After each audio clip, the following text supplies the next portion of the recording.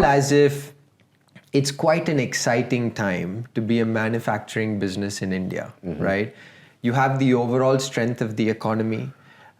You have some global transformation. So what are some broad things that we as a country need to think about to ensure that we are making the most of these opportunities in a sustained way, right? That we're not just a stopgap, right? That we're able to get the opportunity now and then sustain them going forward. So we have a particularly unique challenge, companies in India, right? We have, I'm not saying this as a chest-beating complaint. I'm saying it as a reality that we need to accept. Yeah. We have a chaotic democracy, right? So what that means is there is the constancy of policies and strategy at a country level will not be consistent. There won't be constancy. There will be some flip-flops. Some of the foundational things, like let me give you an example, is investment into education, for instance. To transform education in a country like ours is a 20-year sustained investment. Yeah. In order to do that, there has to be there should be stability in the democracy. When there are chaotic, then those things get compromised. No, but that's the reality. It has its pluses and minuses. Now, in that context, for a company operating in that, it needs to be cognizant of the fact that some of the key resources that are required may not come from society. And therefore, how do you architect that, right?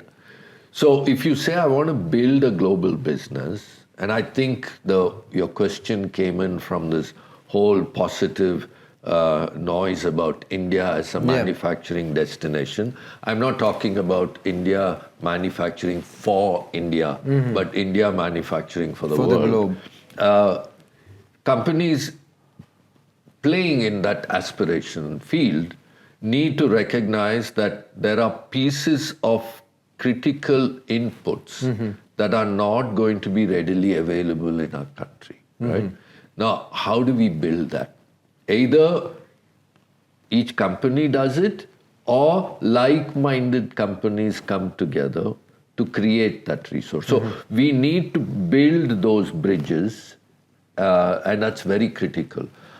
We don't want to end up being a manufacturing source for the world that is based on low price. Yeah.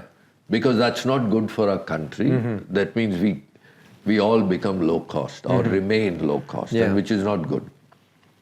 So to go up that value chain, you need certain types of talent, certain types of resources that's not readily available and it's not getting produced in our country. How do you find the surrogates for that? There will be some unique costs that come out of that, right? Now, when you architect a business in India, in all this excitement, and I still think that these are worth doing, because the excitement is real, but be conscious of it.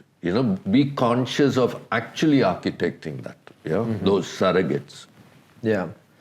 No, I think, I love that answer. I think it highlighted some of the grassroots level activities that we need to do, especially for capability building, and the importance of consistent government policy and the onus as well on us as businesses in supporting that journey.